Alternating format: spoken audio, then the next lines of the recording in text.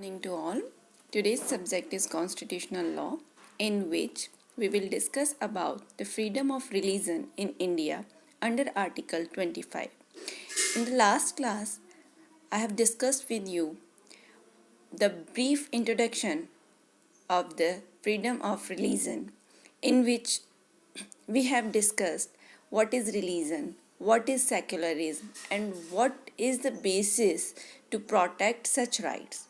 So, in the continuance of today, I'll discuss with you the freedom of religion specifically under Article 25 of Indian Constitution.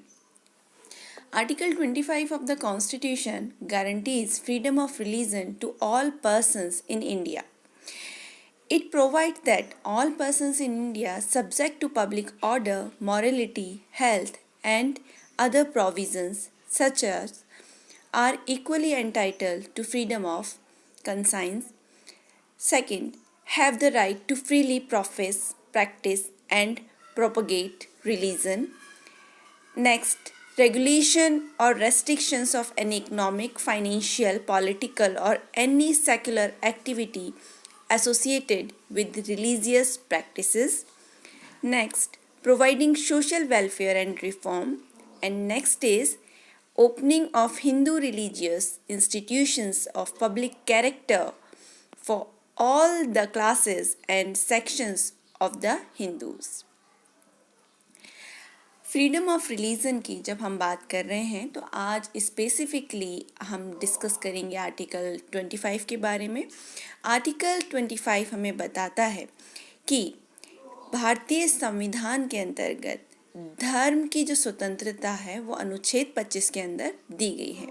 Article 25 जो है, article 25 जो है बात करता है कि भारत के, ये आर्टिकल स्पेसिफिकली केवल और केवल भारत के नागरिकों के ऊपर ही लागू होता है। मतलब व्यक्ति इसके अंदर शामिल नहीं होंगे, कोई विदेशी व्यक्ति को इस स्वतंत्रता का लाभ नहीं मिलेगा, ये केवल भारत के नागरिकों के लिए है। तो आर्टिकल 25 कहता है कि भारत के प्रत्येक नागरिक को अंतःकरण की और धर्म को अबाध रूप से मानने, प्रचार करने और प्रसार करने की स्वतंत्रता होगी। देखिए यहाँ पे जो टर्म है उन्हें हम ध्यान से समझें। अंतःकरण की स्वतंत्रता का मतलब होता है कि हमारा मन, हमारी अंतरात्मा, हमारा कंसाइंस किस चीज़ में विश्वास करना चाहता है, धर्म के किस पक्ष को, किस पार्ट में हमारा विश्वास है, वो हमारे अंतःकरण की स्वतंत्रता होगी कि हम किस धर्म के किस विशेष लक्षण में अपना आस्था प्रकट करते हैं। नेक्स्ट इसका जो पॉइंट है वो है धर्म को मानना, अबाध रूप से मानना, है ना।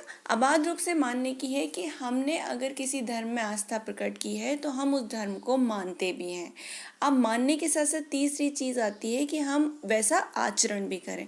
तो जिस धर्म में हमारी आस्था है, पहला हमने उसे मन से स्वीकार किया, दूसरा हमने उसमें आस्था प्रकट की, और तीसरा उस आस्था को प्रकट करने के लिए जो हमारा आचरण है वो उस धर्म के अनुरूप होना चाहिए। तो 3 लक्षण हैं आर्टिकल 25 के कि धर्म, अंतःकरण की स्वतंत्रता, आपको अपनी आत्मा की आवाज़ सुनने कि आप किस धर्म को किस तरीके से मानना चाहते हैं, ये अंतःकरण की स्वतंत्रता। अबाध रूप से मानना, आपको मान लीजिए किसी भी विशेष धर्म में आपकी आस्था है, अब आप उसे किस तरीके से मानना चाहते हैं ये आपकी स्वतंत्रता है कि आप उसका किस तरीके से मानेंगे। और मानने का जो आपका तरीका है उसके लिए आप किस तरीके से आचरण करेंगे, इस चीज़ की भी आपको स्वतंत्रता है। तो ये तीनों स्वतंत्रताएं आपको दी गई हैं कि आप किसी भी धर्म में जिसमें आपकी अंतरात्मा आपको प्रेरित करती है कि आपको मानना चाहिए, आप उस धर्म में अपनी आस्था प्रकट कर सकते हैं, उस धर्म को मान सकते हैं, उस धर्म के प्रति अपने इच्छा अनुसार आचरण कर सकते हैं, और चौथा है कि उस धर्म का प्रचार प्रसार भी आप कर सकते हैं। ये स्वतंत्रता हमें दी गई है, हम सभी भारत के नागरिकों को दी गई है अनुच्छेद 25 के अंदर। लेकिन ये स्वतंत्रता, देखिए मैंने आपको कई बार बताया है कि फंडामेंटल राइट्स जो हैं, मूल अधिकार जो हैं, वो हमें गारंटी किए गए हैं संविधान के अंतर्गत। लेकिन ये एब्सोल्यूट नहीं है, निरपेक्ष अधिकार नहीं है, इन पर भी रेस्ट्रिक्शंस लगाए जा सकते हैं। तो धार्मिक स्वतंत्रता का जो अधिकार है, जो संविधान के तहत हमें गारंटी किया गया है, उस पर भी कुछ ग्राउंड्स हैं जिनके आधार पर रेस्ट्रिक्शंस इम्पोज किए जा सकते हैं। वो ग्राउंड्स भी हमें जानना ज़रूरी है। तो ये प्रमुख जो ग्राउंड्स हैं वो 3 ग्राउंड हैं। पहला है पब्लिक ऑर्डर, दूसरा है मॉरलिटी और तीसरा है हेल्थ। देखिए, पब्लिक ऑर्डर का मतलब होता है कि लोक व्यवस्था, मतलब पब्लिक लोक व्यवस्था बनी रहे। हम जो भी आचरण करते हैं, जिस भी धर्म में विश्वास करते हैं, उसका प्रचार प्रसार करते हैं, उसकी स्वतंत्रता तो सरकार ने आपको दी है संविधान के अंतर्गत गारंटी। लेकिन ये जो स्वतंत्रता है वो इस तरीके से ना हो कि लोक व्यवस्था भंग हो जाए। मतलब मान लीजिए किसी धर्म विशेष के प्रचार प्रसार के लिए जुलूस निकाला जा रहा है और उस जुलूस के अंतर्गत हथियारों का प्रयोग किया जा रहा है, खुले हुए हथियारों का प्रयोग किया जा रहा है, जिससे किसी व्यक्ति को जो राह में चल रहा है उसे चोट लगने की आशंका है।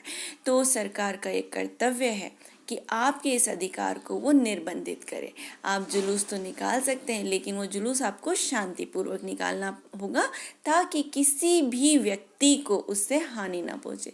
इसे हम दूसरे तरीके से उदाहरण से समझ लेते हैं। मान लीजिए किसी धर्म के प्रचार प्रसार के लिए जुलूस निकाला जा रहा है।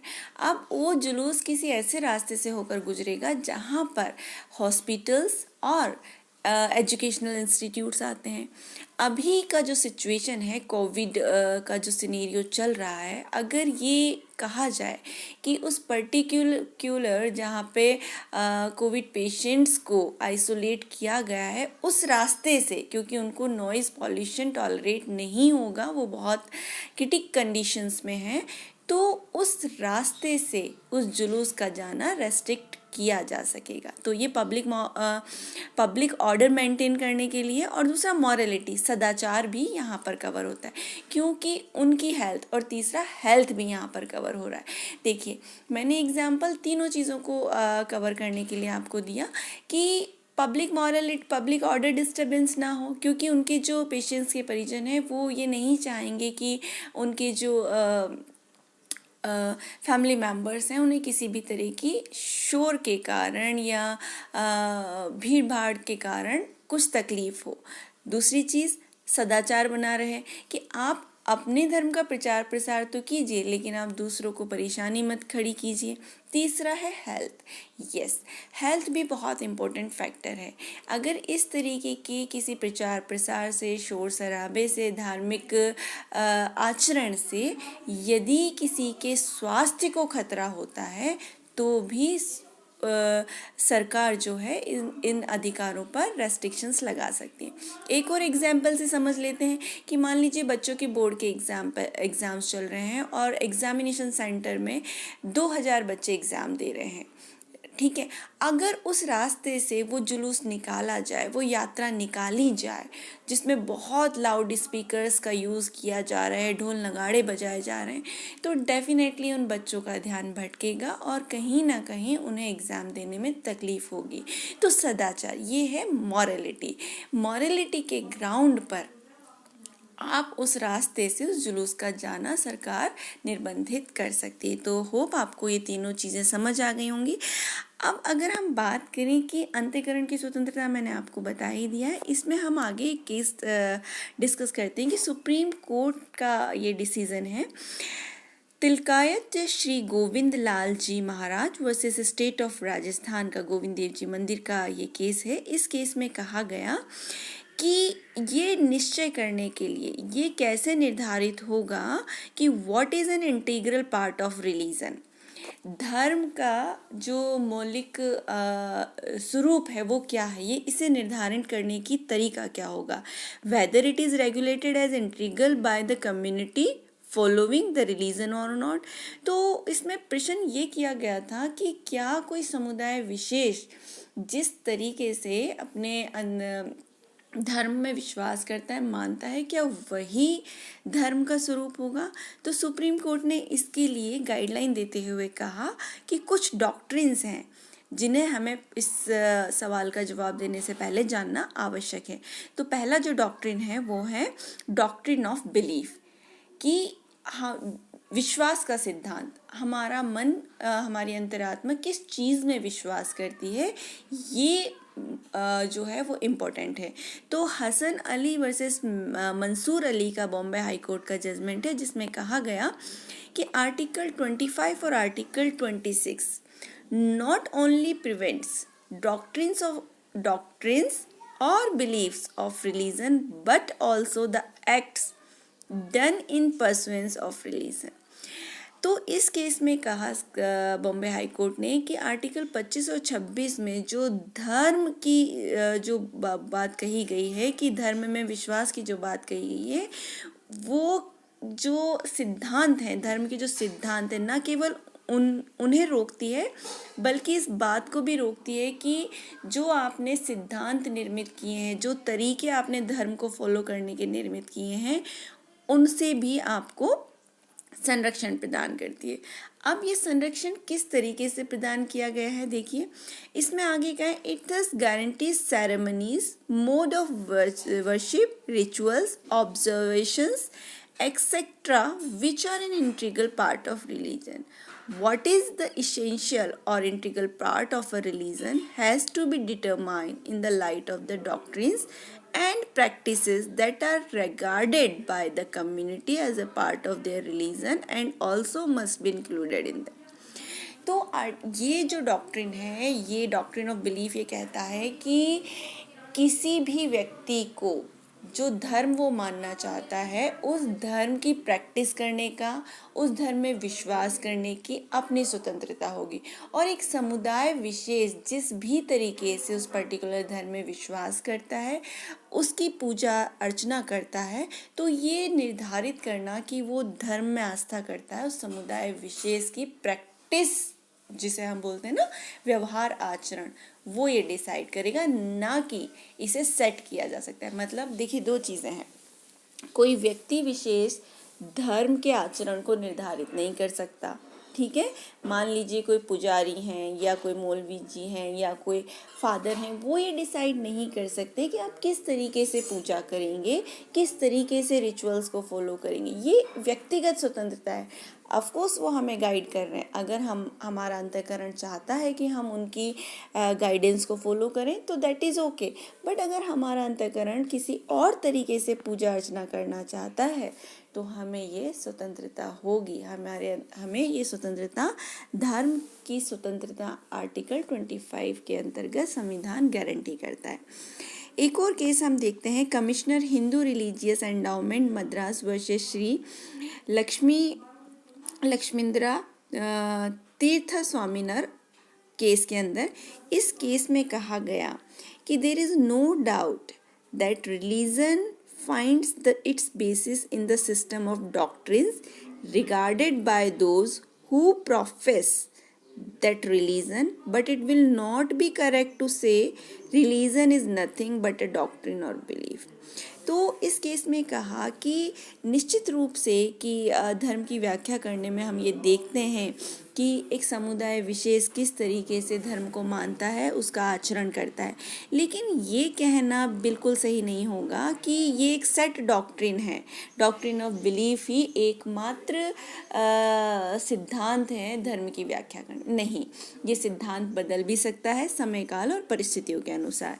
इसी को आगे बताया गया SP Mittal versus union of India के केस में। इस केस में ये कहा गया, court held that religion need not to be theistic, मतलब रिलीजन जो है वो एक समान नहीं हो सकता।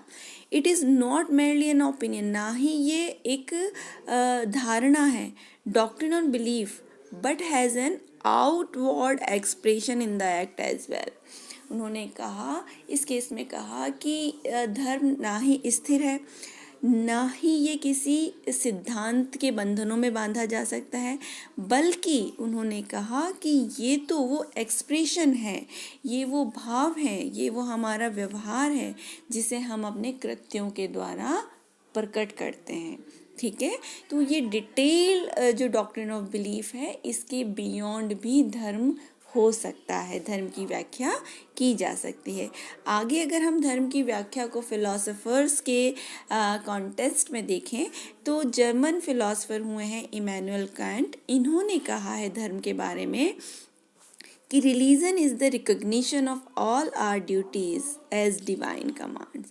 इमैनुअल कांट कहते हैं कि धर्म वो है जो हमारे कर्तव्यों को निर्धारित करता है, मान्यता प्रदान करता है, जो हमें देवीय शक्तियों द्वारा प्रदत्त किए गए हैं, है ना, और जो देवीय शक्तियों के अधीन है।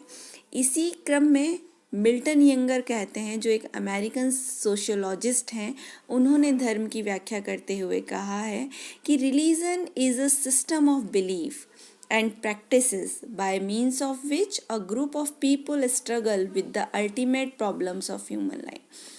तो मिल्टन यंगर ने कहा है कि धर्म क्या है। उन्होंने कहा कि धर्म वो व्यवस्था है जो हमें ये विश्वास कराती है कि हमारे जीवन में आने वाली जितनी भी समस्याएं हैं, उन समस्याओं से हम जिस विश्वास और आस्था के द्वारा बाहर निकलते हैं, पार पाते हैं, वही धर्म है। कॉन्स्टिट्यूशन में देखिए रिलीजन वर्ड को कहीं पर भी डिफाइन नहीं किया गया है, बल्कि ये लाइबिलिटी सुप्रीम कोर्ट के ऊपर दी गई है, कोर्ट्स के ऊपर दी गई है कि आप इंटरप्रिटेशन करेंगे कि धर्म क्या है। तो इस इंटरप्रिटेशन को A.S. Narayana versus state of Andhra Pradesh के केस में सुप्रीम कोर्ट ने बहुत ही ब्यूटीफुली ऑब्जर्व किया है और कहा है, Our constitution makers had used the word religion in the two articles 25 and 26 in the sense conveyed by the word dharma। तो इस केस में कहा कि अनुच्छेद 25 और 26 में रिलीजन, जो धर्म वर्ड यूज़ किया गया है, उसका मतलब संसार को ये बताना था कि धर्म होता क्या है, धर्म क्या है। इन्होंने आगे कहा कि रिलीजन और धर्म दोनों में अंतर है। अंतर क्या है? रिलीजन जो है विजनरी मैथडोलॉजी, ये हमारे वैश्विक दृष्टिकोण को बताता है, whereas धर्म blooms in the realm of direct experience. जबकि धर्म क्या होता है? धर्म हमारा व्यक्तिगत एक्सपीरियंस होता है। हमारे अच्छे बुरे कर्म जो भी हम करते हैं, अगर हम धर्म के, हमारा मन कहता है ये काम सही है तो वो धर्म हुआ, हमारा मन कहता है काम गलत है तो वो धर्म नहीं हुआ। तो धर्म जो है वो इंटरनल कॉन्शियसनेस से जुड़ा हुआ है, जबकि रिलीजन जो है एक वर्ल्ड वाइड विजनरी है, मतलब ये वैश्विक दृष्टिकोण के को लेकर के चलता है। Religion contributes to the changing phases of culture and dharma enhances the beauty of spirituality। Religion जो है देखिए वो चेंज होता रहता है कल्चर और फेजेस के अकॉर्डिंग। अगर हम बात करें बहुत ही मनु के टाइम की, तब धर्म का स्वरूप अलग था। सतयुग में, द्वापर में, त्रेता में धर्म का स्वरूप अलग था और आज धर्म का स्वरूप अलग है। लेकिन अगर हम बात करते हैं धर्मा की, तो धर्म जो है वो स्पिरिचुअलिटी से जुड़ा हुआ है, मतलब स्पिरिच की हम जो भी करते हैं उसका एक परिणाम होगा, ये सोच है धर्म। और रिलीजन जिसे हम प्रैक्टिस करते हैं वो है रिलीजन। तो होप आज का जो हमारा डिस्कशन था आपको समझ आया होगा। ये बहुत ही वाइड टॉपिक है जो मैंने आपको कोशिश किया है बहुत लिमिटेड सेंस में समझाने की, तो होप आपको समझ आया होगा। Thank you very much for the today's lecture.